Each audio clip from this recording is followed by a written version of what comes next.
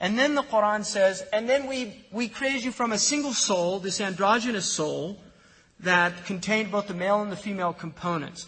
And from, according to the Quran, that single soul came the two forms that we call Adam and Eve, Adam wa Hawa. In Arabic and Hebrew, Adam is from the earth, and Eve is a dark, Eve means life, Haya, but it also means dark and tawny, which is also a meaning of Adam, giving an idea that perhaps maybe the first people were dark colored people. And we know that is consistent with genetics, that light skin comes from dark skin, that the dominant genes are the brown or the dark eyes, and the dark skin, and the recessive are the white.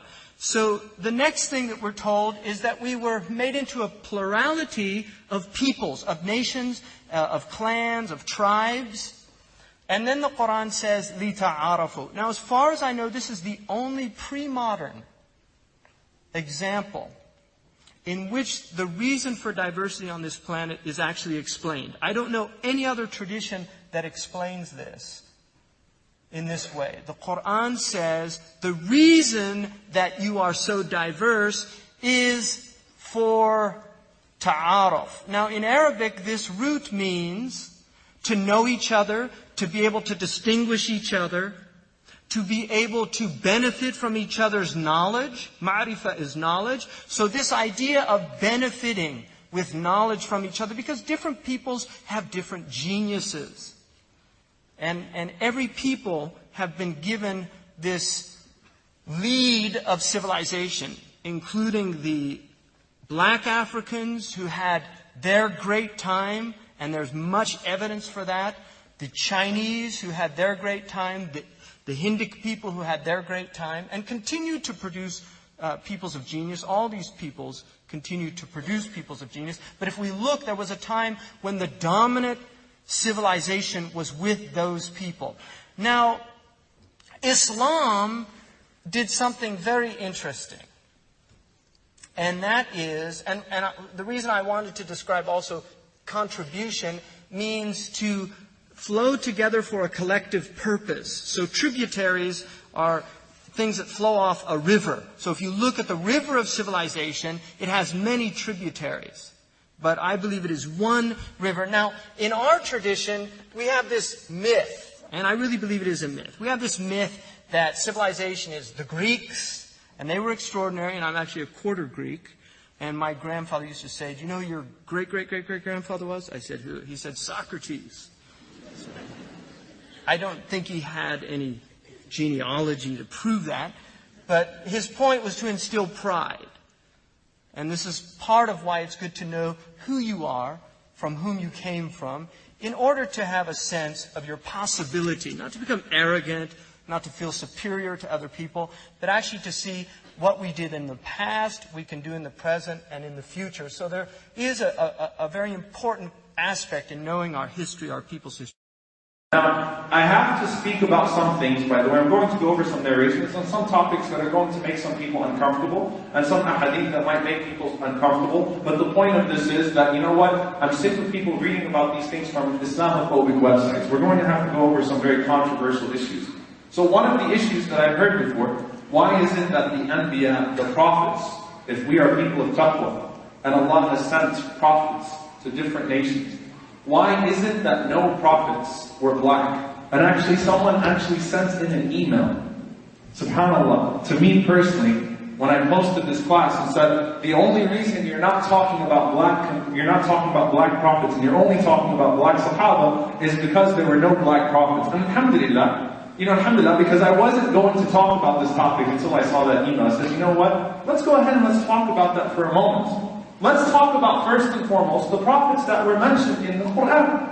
And we will find that Sulaiman alayhi salam and Bilqis were both described as black by the people of the book, in the book of Solomon in the Bible. And we, hadithu an Bani Israel wa la haraj. We can take these types of details from them. Sulaiman alayhi salam, the king, is described as black, and so is the queen of Sheba. We find that the Prophet sallallahu alayhi wasallam, in his lineage, is Hajar alayhi salam, who was a black woman. We find that Musa alayhi salam In 3 different narrations, the Prophet ﷺ commented on Al-Isra wal Mi'raj when he saw the Prophet Musa alayhi salam, his dark skin. And Rasulullah ﷺ even likened him to the tribe of Az-Zut, people that were known to the Arabs to have dark skin. So Rasulullah ﷺ described Musa alayhi salam that way. Now, interestingly enough, you know who the most controversial figure is in regards to the prophets, in regards to figuring out the race in Islam? The same one who it is in Christianity. Isa alayhi salam. We just don't waste our time with it too much. But you find conflicting narrations about the skin color of Isa alayhi salam. So you find the hadith of Nafi' Mawla Abdullah ibn Umar, and this hadith is authentic. It's narrated in the Muwatta of Malik. And Rasulullah sallallahu alayhi wa sallam said that while I was sleeping, I dreamt that I was at the Kaaba, and I saw a dark man, Rajul Adam. Now the word Adam actually means dark. It means like the surface, like mud. So the word Adam in the Arabic language, or Adam, actually means dark. So he said, I saw a dark man who was as handsome as any dark man that you've seen before. The most handsome dark man that I've ever seen before. And Rasulullah ﷺ mentioned his hair, he mentioned his shoulders, and such and such. So in this hadith, the Prophet ﷺ described Isa ﷺ as being dark. Then you have the hadith of Ibn Abbas radiallahu ta'ala anhu, and this hadith is in the Bukhari. رَأَيْتُ عِيسَى ibn Maryam, I saw Isa ibn Maryam while I was sleeping, and the Prophet sallallahu alayhi wa sallam, he described him as ahmar, having a reddish complexion. Okay, so you have dark, you have reddish complexion. Then you have the hadith of Ibn Mas'ud radiallahu anhu, also in Bukhari, where Rasulullah ﷺ described Isa alayhi salam once again as dark, and then he described Al-Masih al-Dajjal, the fake Antichrist, as having a red complexion. And then you have the hadith of Salim, the son of Umar ibn al-Khattab radiallahu ta'ala anhu, also narrated in Bukhari, and listen to what he says. وَعَنْ سَالِمْ عَنْ أَبِي. He's quoting his father. قَالَ أَبِي. He said that Umar ibn al-Khattab radiallahu anhu said, لَا وَاللَّهِ مَا قَالَ النَّبِيُّ صَلَّى اللَّهُ عَلَيْهِ وَسَلَّمْ لِعِيسَى أَحْمَرٍ. He said, I swear by Allah, Umar is saying, the Prophet ﷺ did not say that Isa had a red complexion. He said, وَلَكِنْ قَالْ بَيْنَمَا أَنَا نَائِمٌ أَطُوفُ بِالْكَعْبَةِ فَإِذَا رَجُلٌ آدَمٌ. He said, rather, when I was sleeping at night, I saw a dream where I was making tawaf at the Kaaba, and I saw a dark man, and he continued the narration. What is the point? The point is that there are even discussions amongst the Sahaba. The only difference is that, again, we don't, and this is the wisdom in our deen of not having portrayals of the prophets, the Anbiya. Right? So whether Isa alayhi salam, Jesus, peace be upon him, was very, very black, or whether he was reddish black, so he looked kind of desi, or whether he looked kind of Arabi, whatever it may be, whether he looked African, Pakistani, Arab, Palestinian, white, it doesn't matter. We don't care. And that's the conclusion. SubhanAllah, you know, I'm from New Orleans. I was born in New Orleans, and I went to 3 universities actually after I studied Sharia, because once you study Sharia, you get kind of confused what you want to do. So I went to LSU, I went to Xavier University, which is a historically black college, because I thought I was going to do pharmacy along with Imam, and that didn't happen. Alright, then I went to University of New Orleans. I remember going to Xavier University. My father is also a professor at Southern University, which is also a historical black college. He's been there for maybe 30, 40 years now. And subhanAllah, you see the chapels in these different universities. Now in New Orleans, by the way, people didn't even used to think I was Arab. If you know anything about New Orleans history, people just thought I was Creole. In fact, when I first met Ray Nagin, Mayor Ray Nagin, who unfortunately just got arrested on corruption charges, the first thing he said, I'm not even making this up, wallah, he pointed me out in the audience, he said, hey, that guy looks like me. So, you know, Creole in New Orleans, whatever it may be. And I remember just going through the campus of Xavier University and looking at the chapel, and I was like, wow, that's different. And they had a picture of Isa alayhi salam, Jesus, peace be upon him, very, very, very dark, and he had dreadlocks, and he even had the beads in his dreadlocks. And I remember, like, just looking at that, and I remember the other chapels that I've seen, and I was like, wow, like, everywhere you go, they paint him in a different way. And subhanAllah, I had a friend of mine, who while we were walking through the chapel, he actually thought, he sincerely asked the question. He wasn't saying this as a form of mockery. He said, why do they have a picture of Bob Marley in the chapel? I'm not even making that up. The point is, it doesn't matter, right? But according to Ibn al-Manzur, who spoke about the Anbiya and their lineages, he said, Hajar, Musa, Isa, and Adam, because Rasulullah described Adam as being made up of all of the different colors of the earth, were dark in skin.